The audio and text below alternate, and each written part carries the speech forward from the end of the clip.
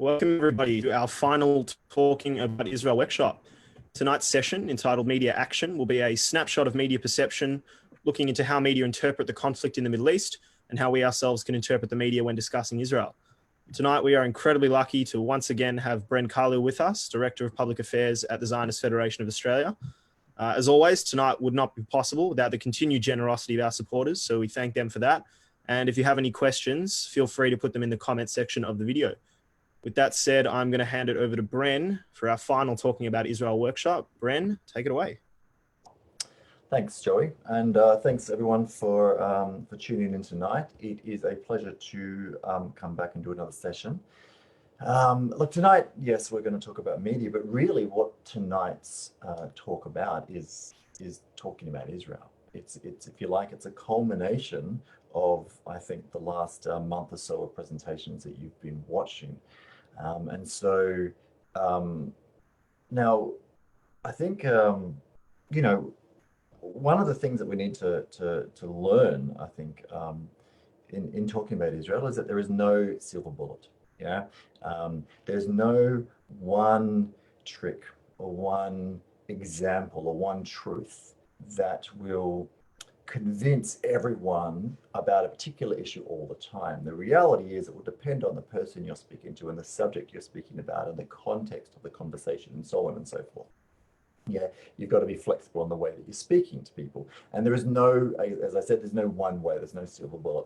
So on that note, I created a form, like a very short poll, which I'm hoping Joey has put there in the comments section. You can link to, you click on the link and it'll open up a poll. Basically, you can put your name in there if you want. You don't have to. I'm not recording your email addresses, but there are two questions there. What I'm asking is what do you think the best response would be if someone accuses Israel of being an apartheid state?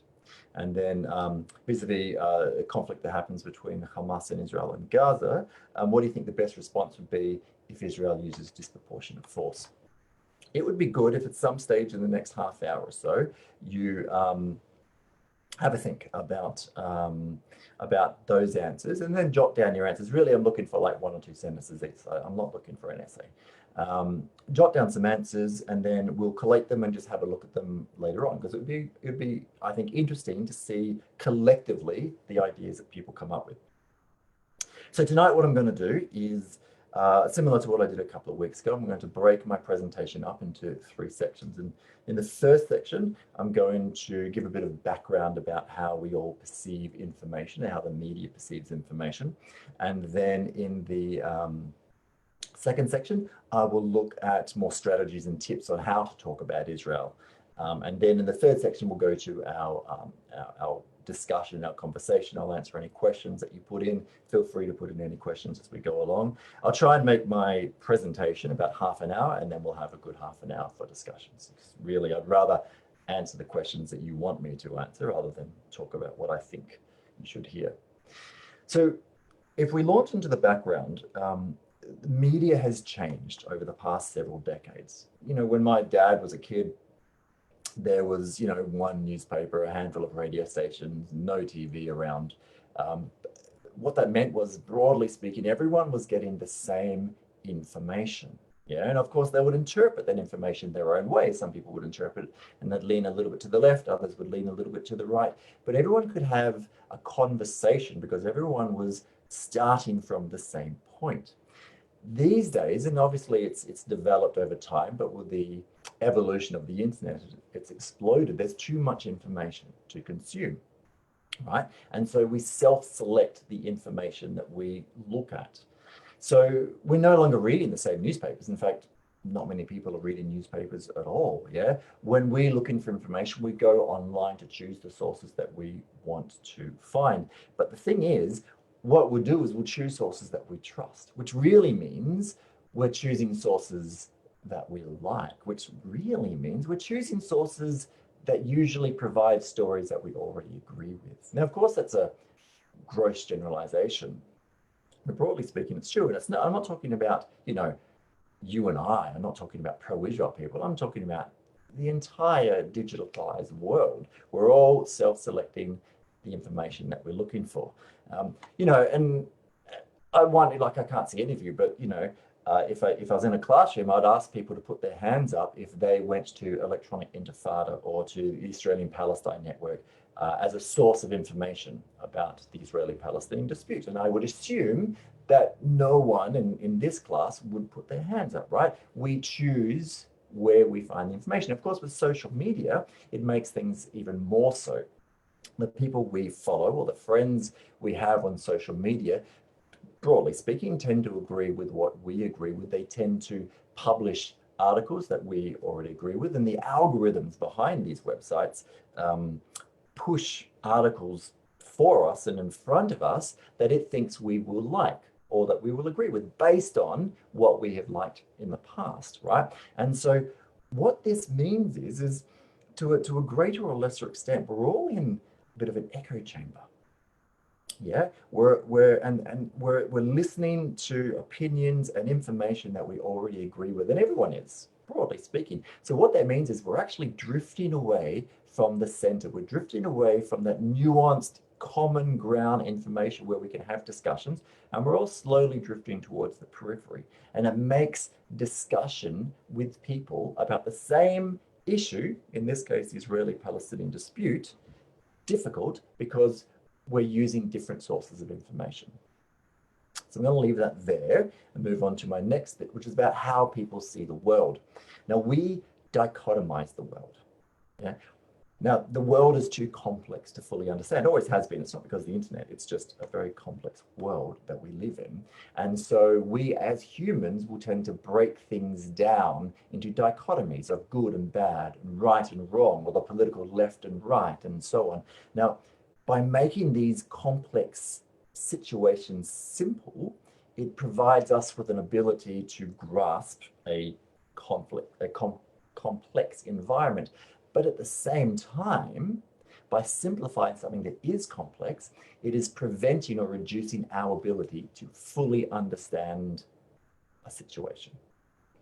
Now, this affects the way that we consume information. So we consume information about the Israeli-Palestinian dispute. Let's imagine that we are sympathetic to Israel, as I am, and I'm sure most people listening are. If we read, an event, some facts or a newspaper article about a situation that makes Israel look good, we will love it. Say, yeah, that's a great thing. We may even share it on social media, right? If we read another fact or another newspaper article that makes Israel look bad, what we would tend to do is dismiss it or minimize its importance or call it biased or call it straight out wrong and so on. And or some sort of way to contextualize it or justify it. Yeah, it looks bad, but Israel was faced with this situation, and so they did this, this, and this, and the Palestinians had this intent, and so on. Now, I'm not saying that we're bad for doing that, because everyone does it, and certainly people who are pro-Palestinian and who are unfairly critical of Israel do the same thing, right? It's just the way it is, right? Now, why am I saying this? Well, everyone is biased, and everyone interprets information according to their preconceived biases. Now, everyone does it. So if you and I suddenly became perfectly rational and objective, we would see the world in the objective truth that it is, but everyone else would still be interpreting information according to their preconceived biases. Now, I'll get back to these two things that the media has changed, and the way we see the world is to dichotomize information. I'll get back to that in a second.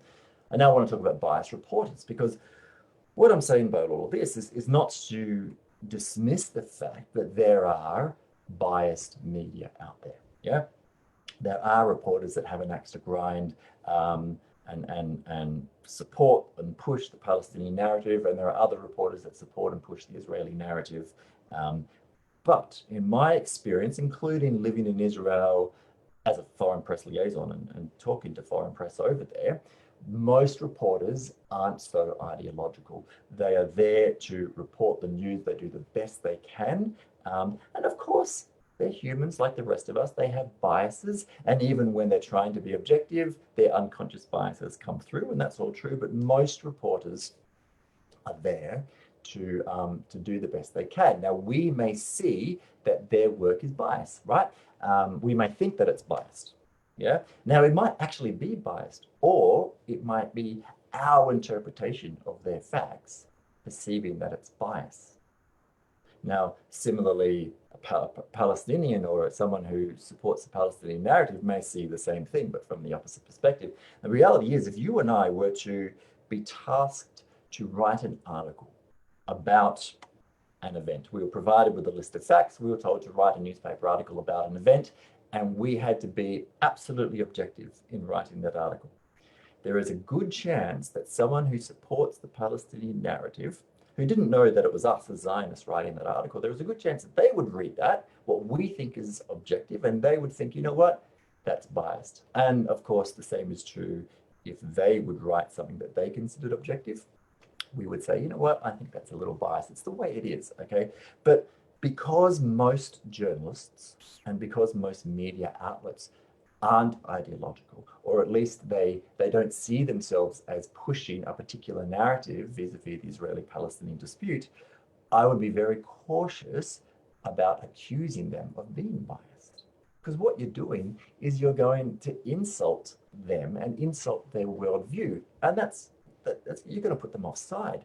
Now, if your exercise in engaging in communication with a journalist or a media or anyone in the world is to make them less unfairly critical of Israel or to make them more sympathetic to Israel, then, you know, tip number one is don't insult them.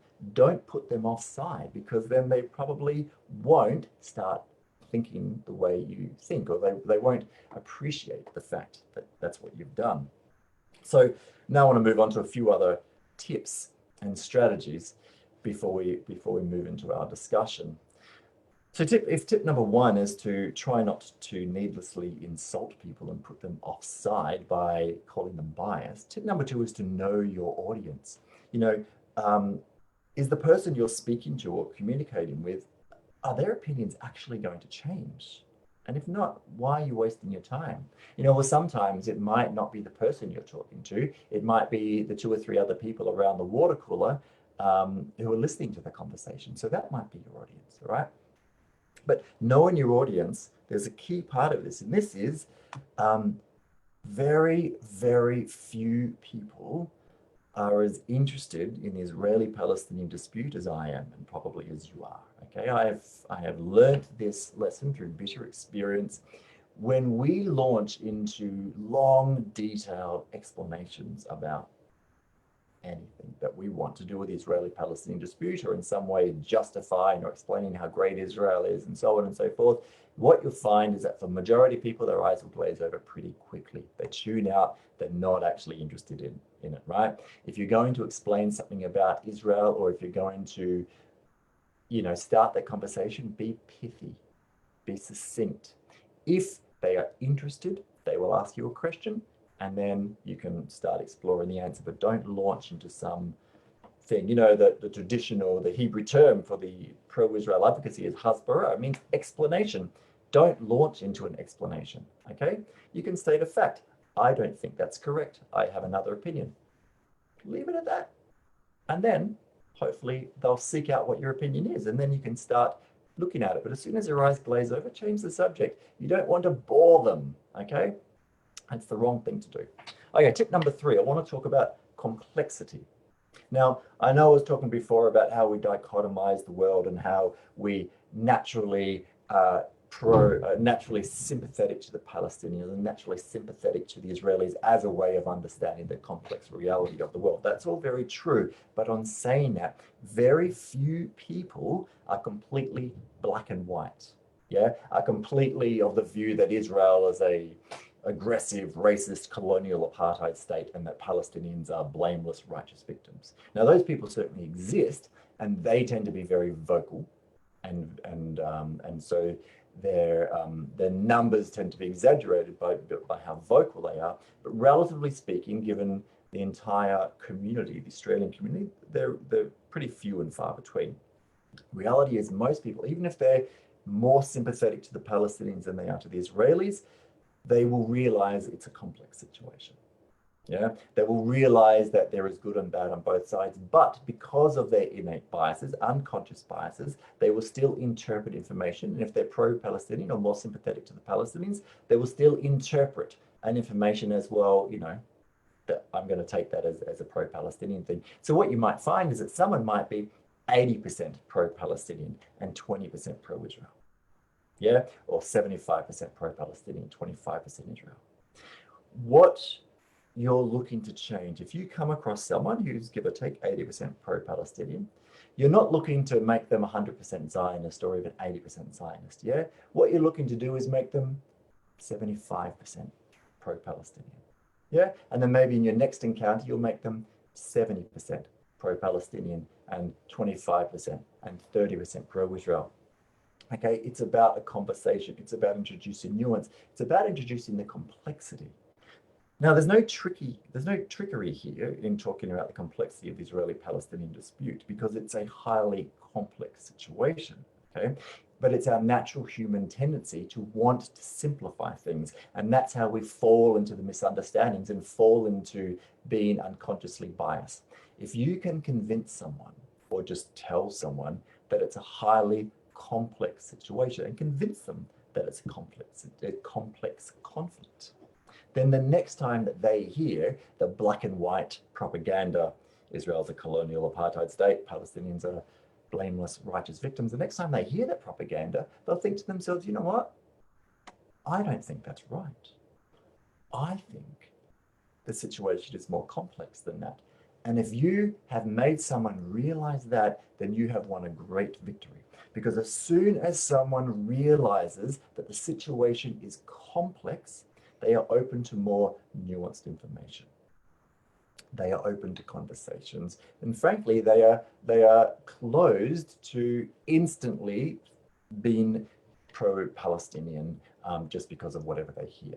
Okay, so you need to find that complexity. You need to convince someone of the complexity. But there's a flip side to that, and that is, if you yourself have a black and white view of the Israeli-Palestinian conflict, if you think that Israel is completely blameless and all Palestinians are terrorists or terrorist supporting people that should never have a state, then you will find it very hard to convince anyone else to have a complex view or a nuanced view of the conflict, because you yourself have a very simplistic view of the conflict. So it won't work in that situation. But if you have a nuanced view of the conflict, if you realize that the conflict is complicated, then you will be able to tell others how complex the conflict is. Now, if you want it's a bit of a plug, if you want to be more, learn a bit more about the complexity of the conflict, look, every Sunday night for the past couple of months, the Zionist Federation of Australia, for whom I work, has had what we call a lockdown learning, a conversation with one or two experts about a particular dynamic in Israel. This Sunday, we'll be speaking with Moshe Ya'alon, who is the former IDF Chief of Staff, former Defense Minister, and now an opposition figure in the Knesset. I'll be speaking with him from Sunday at 8 p.m. Sydney and Melbourne time. So tune in. That will reveal some complexities, hopefully.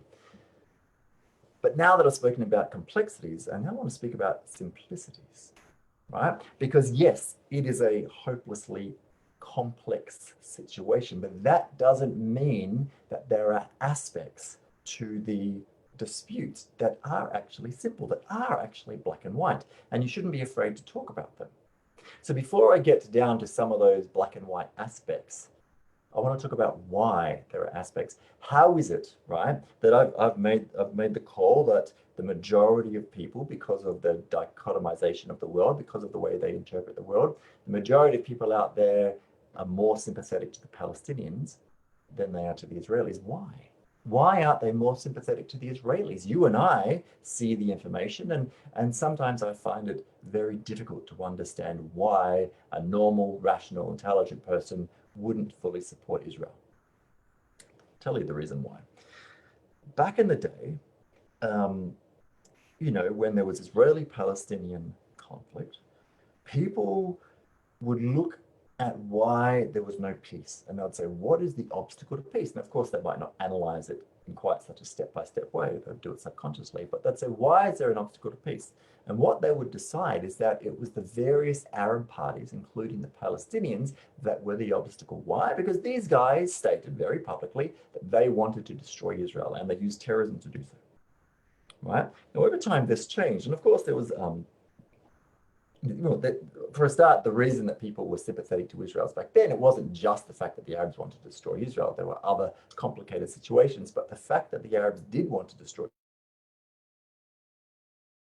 Israel was a key, and I think the key reason while most people a few decades ago were more sympathetic to Israel. Now, over time, the Arabs stopped saying that they wanted to destroy Israel. Palestinians said that they would negotiate peace with Israel. Indeed, they entered into a peace agreement with Israel. Palestinians now officially want to live side by side with Israel. Now, of course, we could have a very long discussion about whether or not Palestinian leadership or Palestinian society fully buys into that, and so on and so forth.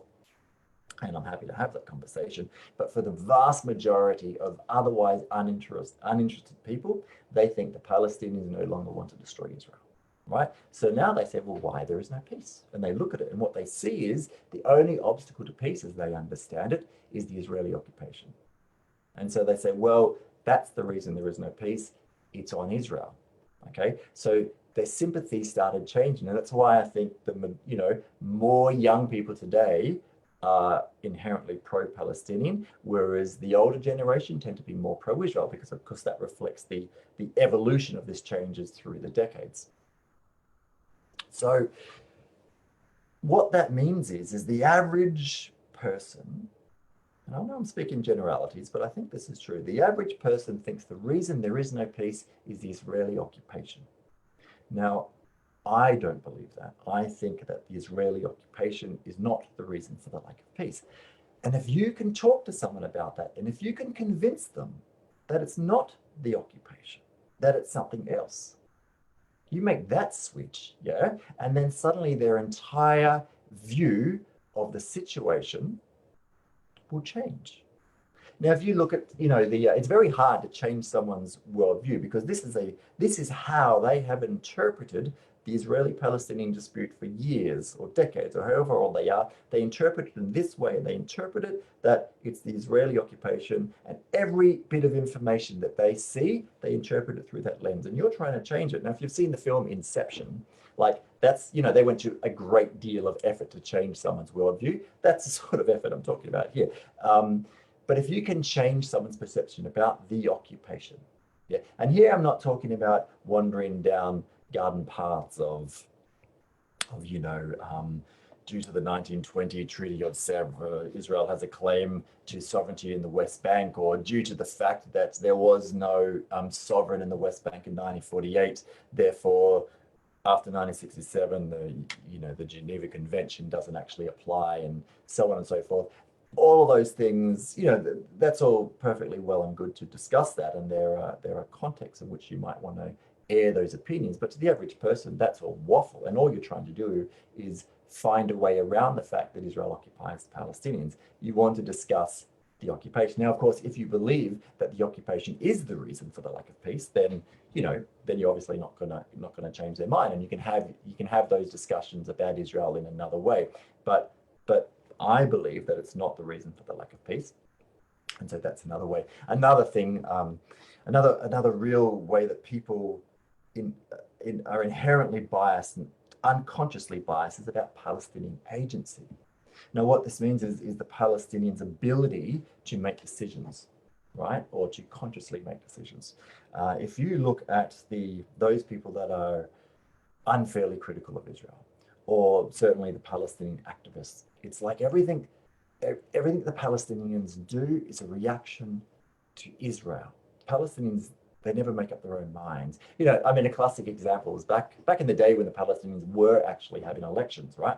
When Israel elected a right-leaning government, the media would be like, well, it's because the Israeli populace are all right-wing, and that's why they've got this government. When the Palestinians elected Hamas, they're like, well, it's because the occupation has continued and Israel has put obstacles in the path to peace. Yeah, and that's the classic thing. It's about denying Palestinians their ability to make decisions. But the reality is the Palestinians do make decisions. Palestinian leadership, Palestinian society more generally, they make a lot of decisions. A lot of the decisions that they have made have been really poor decisions for the Palestinian people, as well as poor for the various peoples around them. But they still make those decisions. Now, I'm not saying that all the Palestinian options throughout history have been wonderful, because of course sometimes they've had very limited options, but they still make decisions. Yeah, and there is this inherent racism, and it's not anti-Semitism. It's like anti-Arabism. Yeah, this unconscious thought that Arabs aren't capable of democracy like the rest of us, or that Palestinians can't make decisions, they only react to Israeli actions, and it's wrong. But people seem to unconsciously make this, and Palestinian activists seem to be the worst offenders in this, which is bizarre, but there you go. So the next time you see a newspaper report that you think is a bit biased, not like crazy biased, but a bit biased, and you're upset by it, read it again through the lens that the reporter probably has, which is that the reason there is no peace is the Israeli occupation. Now read the article again through that lens. And what you'll find is, from the perspective of the journalist in question, it's a perfectly objective, non-controversial article stating the facts, because they've written it through that lens that the occupation is the cause for the lack of peace. Change someone's mind on that, you'll change their worldview. So I've got three more tips actually, before we can turn to our discussion. And they're both very short, or three of them are very short. So tip number, I think I'm up to number 4 now, is don't play the victim card. You know, oh, those poor Israelis, they're sheltering in bus shelters while the Palestinian rockets come down, or, you know, Israelis are being killed or injured from terrorist attacks, and so on and so forth. Now, I'm not minimizing those events and the trauma to the individual people. But if you play that victim card, the reality is not many Israelis are dying from terrorism, but in conflict with Israel, lots of Palestinians die. Yeah. And if a Gazan rocket hits a civilian house in Israel, there's a hole in the living room. Whereas in Gaza, an entire apartment buildings are flattened. Yeah. And their women and children die in military encounters. Right now, again, there's military necessity, and I'm not saying this is bad or good or putting a moral equivalence or anything like that. What I'm saying is, if you play the victim card, someone else will play the Palestinian victim card, which is much more of a victim card, and you'll lose that particular round of argument. Second last tip is I joked before about using Electronic Intifada or the Australian Palestine Network as a source of information of the conflict. But I'd actually recommend every now and then take a dip into those rather putrid wells, but take a dip in, yeah, see what they say. Because the reality is the people that you are going to be conversing with, the people that you want to convince, aren't reading the Times of Israel or the Jerusalem Post or Arutz Sheva or whatever it is that you read. They're not reading those things. They're reading things on the other side. They're reading Electronic Intifada and Australian Palestine Network and all the rest of it. So what you should do every now and then is have a look at some of their articles, see what they're writing. And the next time you go walk your dog or you have a shower, like, analyze those things. Don't just say, oh, that's a bad article, I disagree with it. Why do you disagree with it? Okay, if there was someone who was otherwise, non-biased, mildly sympathetic to the Palestinians, if they were to read the article from Electronic Intifada that you've just read, what would you say to them to tell them that article's wrong? Think about why, what makes the article wrong, and practice it when you're walking your dog or against, with your partner or whatever. Because if you practice that, and if you're starting to read the same information that they're reading, then you'll actually have a better chance to engage them in winning arguments, because the arguments that you use based on the information that you know from all the pro-Israel sources won't mean much to them. They'll sort of dismiss it out of hand. Now, of course, I might add that the people reading Electronic Intifada aren't going to be convinced by you, because once you start down the path of reading the Electronic Intifada, you're not going to change your mind. But there's a principle there. Have a look at what they're writing. In your mind, analyze as to why it's wrong. Don't just say, oh, that's wrong, I don't like it. Now, the last tip I'd make, and I mean this in all sincerity, is that there are organizations out there who attempt to sway the public and the media and the government opinion on the Israeli-Palestinian dispute. But these organizations survive through philanthropic donations, and the Zionist Federation of Australia, for whom I work, is one organization. Now, if you think these organizations do a good job, or if you think they should continue doing a good job, I would urge you to consider donating to them, because, well, because they're doing a good job. We're doing a good job, and I think a very important job. And on that note, what I might do is end there. I'm bang on 8 o'clock. If you haven't filled in those forms, have a crack at filling them in now. I'm going to get Joey to ask me a first question, if there is a question up. And then maybe after that first question, we can have a look at the forms and see how we're going with that. Yeah, amazing. We've got a few questions here. Some are to do with, I guess, the way the media portray the conflict. Others are to do with how to actually engage with the media. So I might just kick it off. We've got 4 or 5. So you obviously mentioned the importance of remaining informed, especially with information from opposing viewpoints. But I think a lot of the time, just reading here, it obviously helps to strengthen one's own argument and give somebody a more complete understanding. However, I struggle significantly with reading some of this information that is so false without anger or anxiety. What would your tips be for this? The funny, it's like, well, I agree with you. It annoys the hell out of me when I read articles that are dumb, or completely, totally biased. And I completely agree with you. And it's an interesting thing, how I was talking about at the start about how we're all moving away from the center, we're all moving toward the periphery in our echo chambers. Yeah. One of the things that happens with that is when we come across someone who disagrees with us, and I won't talk about us, I'll talk about Western society. When Western society increasingly comes across people who disagree with them, they get angry.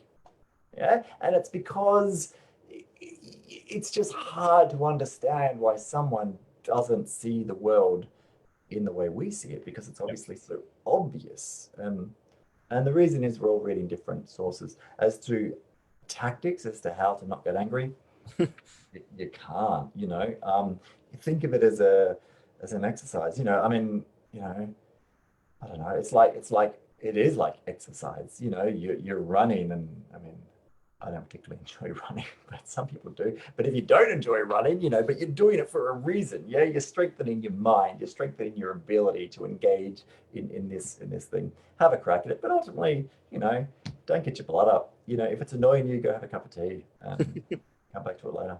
Good advice, I think. We've got 2 interesting questions here. So we've obviously heard in previous talking about Israel sessions that there was kind of a shift within the nature of the conflict, and Israel moved from a David-like figure to more of Goliath.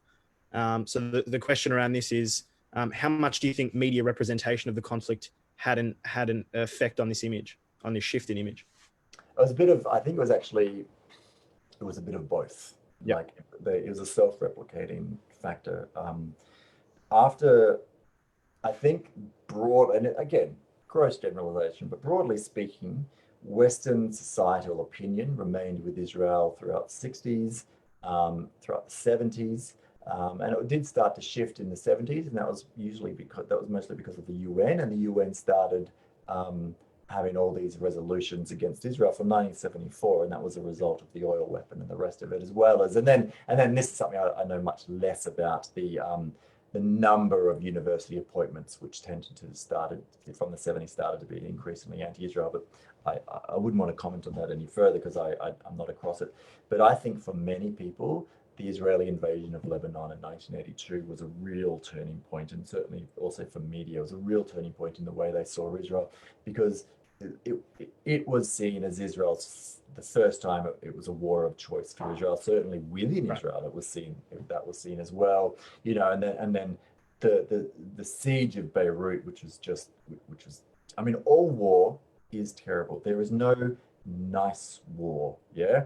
The siege of Beirut was bad. Obviously, the massacres, not done by Israel, but the massacres in the Palestinian camps were bad. I think that shifted a lot. But then also the Intifada of 1987, that the classic, if a picture tells 1,000 words, you get some Palestinian kid throwing a rock at a tank like it's or throwing a rock at jeeps and heavily armed soldiers. You can't argue. It's very hard to argue against that. Yeah. And look, and also people like a victim, and Palestinians do victimhood really well, and they thrive in it. I actually think that it's a problem. I think as a historical sort of perspective, I think Zionists sort of if you look at the treatment of Holocaust survivors in Israel after Israel was created, the Holocaust survivors weren't actually respected all that much, because they were looked down upon as weak, and it really wasn't until the Eichmann trial that all the horrors of the Holocaust started coming out into the public, and people's opinions changed. But the Zionist idea was that the Jews would no longer be a victim. We are going to create our own fate. Yep. And the Palestinian perspective, the Palestinian society is we're still very much victims. And I personally think Palestinians aren't going to get a state until they actually turn that around. And how they're going to turn that around, I've got no idea. But that's another matter. But the Palestinians are very good victims, and it's very hard with media, with pithy headlines and pictures and all the rest of it. And now you've got 140 characters or whatever you got on Twitter. Yeah. It's very hard to explain images like that. So it's a self-replicating cycle. The media became more and more sympathetic to Israel, and that affected people, and that created the media to be even more sympathetic to Israel, and so on. Yeah. So we'll move to, I guess, a question that kind of relates. So the nature, you said at the beginning, the nature of, media has obviously changed significantly over the years.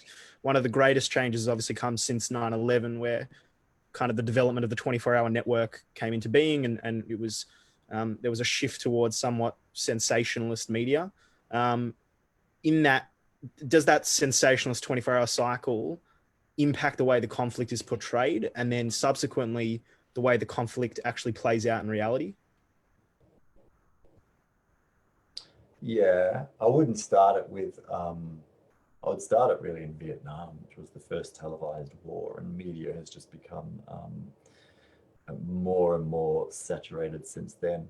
Look at Australian politics. There's it's the 24/7 news cycle. It's a news story is going to live for a couple of days and then it'll go away, whether it's a good or a bad story. And broadly speaking, that's the same with Israel, I think. Yeah, yes, it's played, but I reckon more though, if there was one cable news channel or one 24/7 news source that everyone was getting information from that same source, I don't think it'd be a problem. But I think it's more that people choose the sources they like. They choose the sources that match their worldview, and so their own worldview is just constantly reinforced, and they rarely see anything to challenge their worldview. I think that's more the situation that causes problems. Absolutely. We might jump into the form now. We might have a few questions afterwards as well. There are some answers I've seen. If you can no, I won't share the screen. So what have I got? I've got 5 responses here. How should you respond to Israel is an apartheid state? Okay, so I've got 5 responses. How can Israel be an apartheid state when Arab Israelis have rights? Someone written that. Someone else wrote, as a South African, I wouldn't call it apartheid, but there can be no question that a Palestinian or Arab Israeli living within the borders of Israel West Bank experience a different life to that of a naturalized Israeli. Someone else wrote, rubbish, the Palestinian parasites have had every opportunity time and again to have their so-called own state. Israel has bent over backwards for peace, even prepared to give up some of its historical homeland. Someone else wrote, apartheid was a state-sanctioned policy that disenfranchised black citizens of South Africa. Israel provides all its citizens with equal rights. And the last person's written, all Israeli citizens, regardless of their religion or ethnicity, are able to have and achieved have achieved in all facets of Israeli society. Yeah, like I broadly agree with 4 of those. Yeah, and look, and that's really the answer. Like it's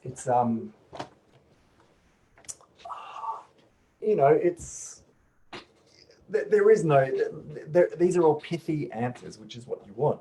I mean, Yep. if someone were to say, to me, Israel's an apartheid state, I'd say, well, why did an Arab judge sentence a former president of Israel to jail? Yeah.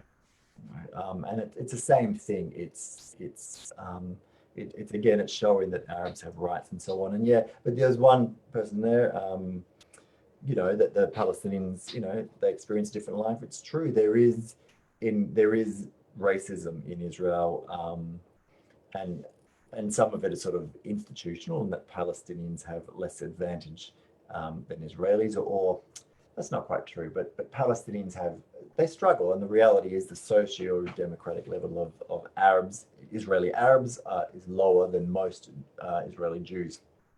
But there's all sorts of reasons that, and if people want to engage in that conversation, then you can have that engagement. The reality is in many countries around the world, minority communities are at a lower socioeconomic level than the majority. That's sort of the way it is. That's not unique to Israel, but that doesn't necessarily make it great. But it's not unique to Israel.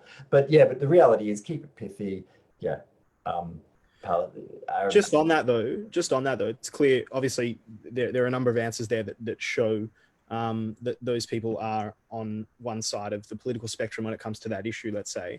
But the concept of Israel being an apartheid state is something that gets pushed in the media quite significantly, and you see it almost everywhere. It's one of the like, speaking from a campus perspective as well, from a university campus perspective, it's one of the largest arguments that gets made against Israel. Because it's an easy accusation to make, and it's a very hard accusation to defend against. Yeah, you've got to lurch into all sorts of explanations. But there's no good answer. The simplest answer is to say it's not, and it's objectively not, and there is proof. But the person screaming at a university campus that Israel is an apartheid state is not wanting to be involved in that conversation. No, and they're never going to have that conversation. They want a confrontation. But it's the other people that hear it, and it's hard. But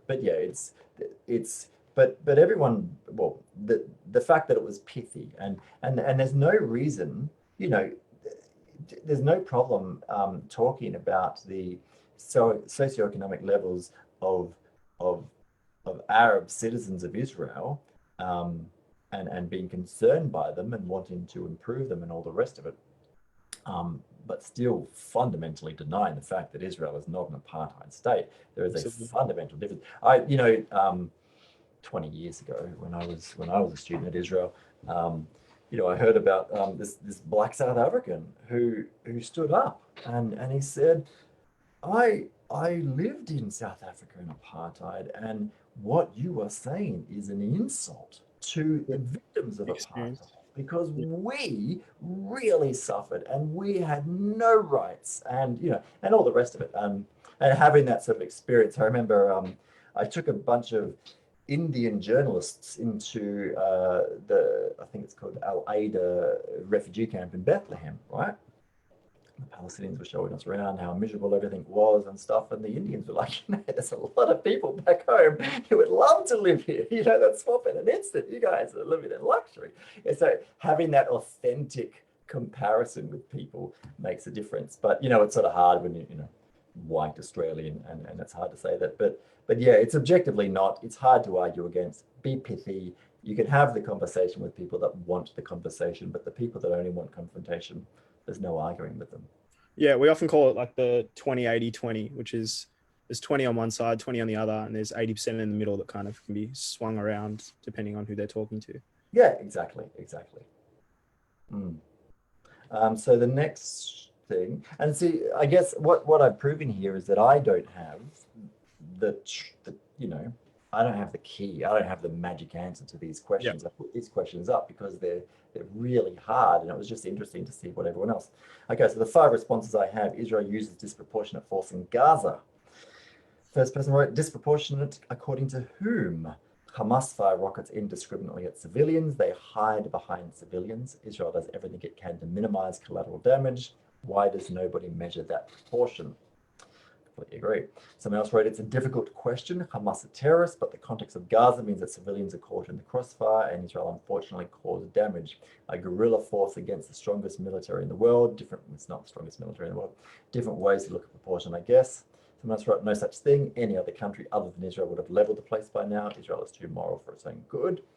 Someone else wrote, Israel takes great care to avoid unnecessary deaths and injuries while exercising its unambiguous right to defend its citizens from attack. And finally, the last person wrote, Israel uses force appropriate to the threats posed by repeated attacks by Hamas operatives whose stated aim is the elimination of Israel. Look, all of that is true, but it's not going to win an argument. And I don't know how to win this argument. Yeah, when they say, because people are confronted on the media with human misery, with dead civilians, with flattened apartment buildings. I mean, the way the media portrayed the what happened when the embassy was announced, and kind of the running on the fence, on the border fence, that's a good example. It was very clear imagery that was coming through there. It's difficult to. Look, I mean, you can't have talking heads. You've got to have images, and human misery is a great image to have in a newspaper or a television. I tend to go the other way and try not to, I defend Israel, but I don't become an apologist for Israel. I say, Israel was under attack. One person there, Israel was under attack. Israel did what it can. Israel abided by military law, and it sucks that these civilians died. It's not Israel's fault. And I don't want to sound too hard-edged, but where I believe that Israel is abiding by international humanitarian law, I stick to my guns and I say that Israel was right in this matter. I've read, I'm not an expert, but I have read a fair bit about the relevant aspects of the relevant international humanitarian law. So enough that if I'm going to have a conversation with someone about this issue, I can sort of, cite a couple of things. And certainly when it looks like there's going to be a clash in Gaza, the first thing I do is go to Google and look up the Hague Conventions and all the rest of it, just to make sure that I'm across it. So if I have those conversations, I've got those facts easy to mind. Because when you start saying, listen, according to Article X of the Hague Conventions, if you fire a rocket from a civilian house, that civilian house becomes a valid military target. If you cite the law in people's face, they're like, oh, I didn't know that. I just thought Israel was flattening, in punitive damages. So, and it's hard to get people engaged in that, get people interested in wanting to hear that. Yeah. So you've got to be pithy in your entry, but hopefully you can get people engaged. But again, there's no, I used to work at DFAT, and for most of my time there, the secretary was Peter Verghese, who's an extraordinarily smart man. I think he's now the Vice Chancellor of University of Queensland. He would say there is no magic, there is no silver bullet.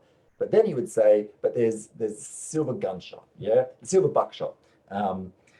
The idea being, and he was obviously talking about policy prescriptions for government. There's not one great policy that would fix a government policy or that would fix an international situation. But there's this buckshot. You've got to implement 50 little things all at the same time and all in the right way, and that will help the situation. So when you're talking about Israel, once you're involved in that conversation, have that silver buckshot, have a lot of facts, have a lot of knowledge, have interesting stories, have personal stories, anecdotes. Again, there's a difference between talking to activists and talking to people on the street. Yeah, when you talk to people on the street who are otherwise uninterested but a bit concerned that Israel appears to be flattening civilian houses in Gaza, when you say, look, I've been to Israel.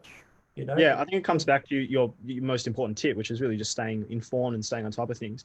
I'm going to probably use this second for a plug, but we at the beginning of the year introduced kind of an advocacy newsletter via email, and that's been a great way of getting people more informed. It has kind of the top stories from the previous 2 weeks that are happening in Israel, both good, both bad. It's a relatively overall view of what's going on, and I just think, different techniques and different tools of staying on top of things are really important. And ultimately, depending on who you are, the context you're having a conversation in, what you're talking about, the person you're talking to and their biases and their this and their that. It all changes. It all, and part of it is also, when there is a war happening and it looks bad for Israel and apartment buildings are getting flattened, that's not really the time to start, engaging with Israel advocacy with people. Yeah.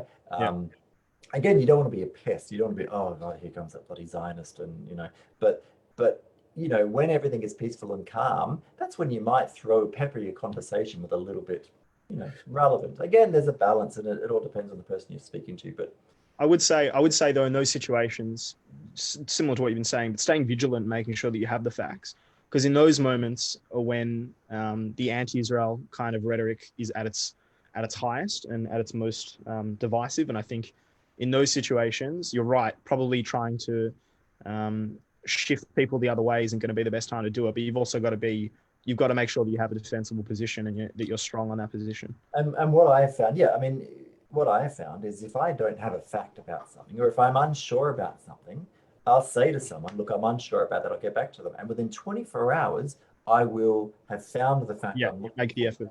And send it to them. Yeah. And so you're following up and if you can start becoming, again, this is more about a relationship as opposed to an argument with someone on a bus, but if you can start be seen as a source of factual, nuanced information, and again, it comes back to nuance, it comes back to complexity. If you're the sensible voice in the room, then they'll come looking to you for answers about the mysteries of the Israeli-Palestinian dispute. Yeah, definitely. So we've got one or two more questions.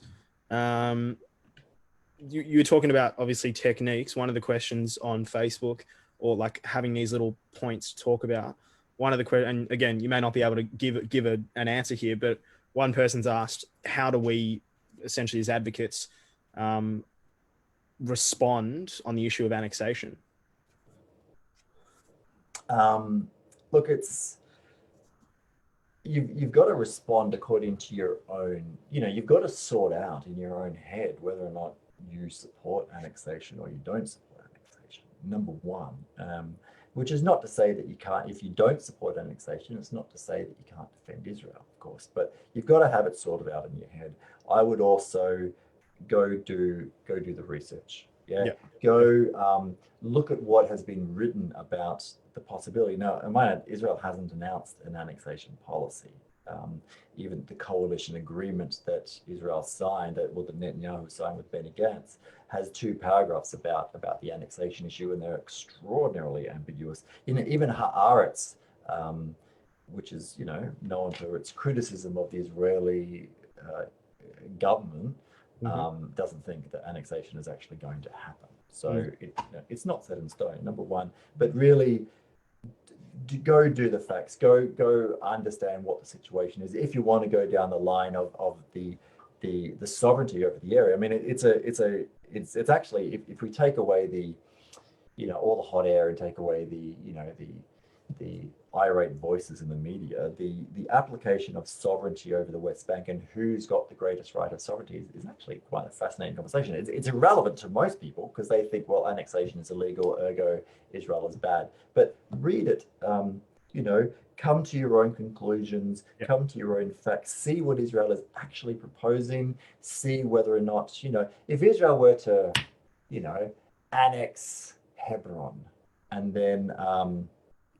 then every Palestinian in Hebron doesn't get any rights. I think a lot of people would find that situation is very poor. If Israel were to annex an area that, most sensible people would agree that was inevitably going to be part of Israel one day anyway, such as, say, the Gush Etzion bloc, which has been in every discussion and every proposal made, Gush Etzion was going to be annexed by Israel, then then I think people would be a lot less concerned about it, particularly if any Palestinians caught up in the annexation was given Israeli citizenship. Look, so how we defend Israel vis-a-vis annexation will depend on how we personally feel about it, the facts we know about it, the extent of the annexation plan that hasn't yet been announced, And of course, how the actions of like, if Israel says, well, we're going to annex this area, which was, going to be part of our state anyway, and let's have peace talks next week to decide the rest, then, that's also going to change the dynamic. It's really hard to say how we should talk about it until a policy has been announced. Yeah, I think it's probably an answer that can be applied to most issues within the conflict or within Israel. There are obviously a lot of divisive issues, and I think the main points that you've made are really staying informed and making sure that you develop an opinion on an issue based on being well informed and based on having a diverse range of information. I think that's it in terms of questions from the audience and with your Google form as well. So we might look at wrapping it up there a bit early, but we've gone, 55-ish minutes, so that's great. So Bren, thank you for taking the time. It was incredibly informative. And I know that a lot of people would have gotten a lot out of it, same as I did. And thank you for answering those questions as well.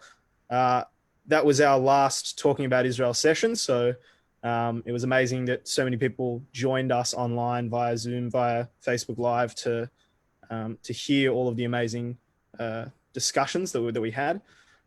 We will have some more amazing events coming up over the next few months. So make sure that you stay tuned to our social media, to our website to keep informed. And, again, thank you to our generous supporters because without them, this wouldn't be possible. So thank you, Bren, once again. Thank you for everyone that tuned in, and see you guys at our next event. All right. Thanks, Joey.